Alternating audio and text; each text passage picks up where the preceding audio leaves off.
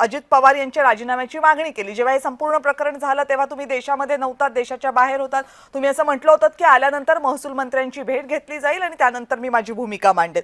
आता जे कागदपत्र तुम्ही बघितलेले आहात, महसूल मंत्र्यांची जी चर्चा केलेली आहे, त्यानंतर तुम्हाला असं का वाटतं की चौकशी समिती तर स्थापन झालेली आहे, मात्र तरीही अजित पवारांनी राजीनामा का द्यावा?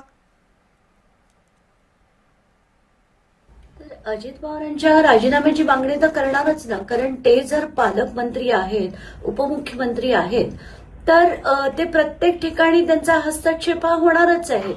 आणि आत्ताच्या घटकेला आपण बघितलं, ही जी 6 मेंबर्सची 6 सदस्यांची समिती बनवली आहे ही सगळी चौकशी करायला, त्याच्यापैकी 5 सदस्य जर पुण्याचेच असले आणि हे पुण्याचे पालकमंत्री आहेत, तर शक्य तरी आहे का?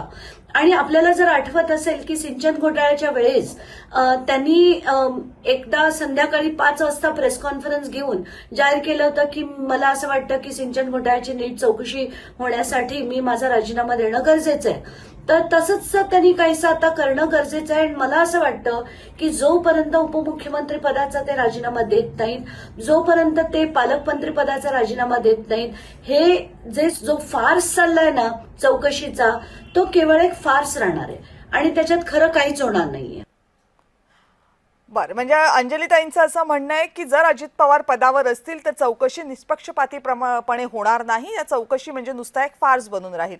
विजय कुंभार माहिती अधिकार कार्यकर्ते हे सुद्धा या प्रकरणामध्ये सुरुवातीपासून आपली भूमिका मांडतात। विजयजी, प्रश्न असा आहे की अजित पवार यांनी हे सगळं प्रकरण आल्यानंतर मी सगळी चौकशी करतो आणि मग सांगतो असं म्हटलं होतं, त्यानुसार त्यांनी चौकशी केली होती आणि त्यानंतरची त्यांचे जे पहिलं पाऊल होतं ते पाऊल हे होतं की या जमिनीचा व्यवहार रद्द केला जाईल असं त्यांनी म्हटलं होतं आणि त्यानंतर जी काही कायदेशीर प्रक्रिया असेल ती अर्थातच पूर्ण केली जाईल।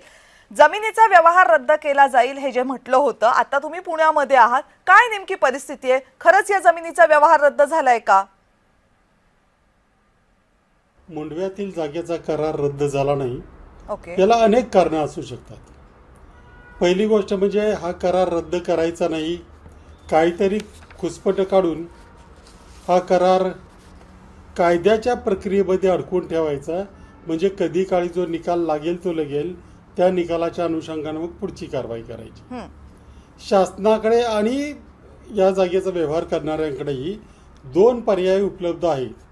शासन जर मनात आलं, म्हणजे एकीकडे जे म्हटलं जात आहे की आम्ही रद्द करू शकत नाही, ते कोर्टाकडे गेलं पाहिजे, अगदी तसंच काही नाहीये। बेकायदा जागेचा हा झालेला हा व्यवहार आहे, त्याच्यामुळे ते रद्द करण्याचा शासनालाही अधिकार आहे, परंतु तेवढं धाडस कुणी दाखवणार नाही, ते कोर्टाकडे बोटं दाखवतील।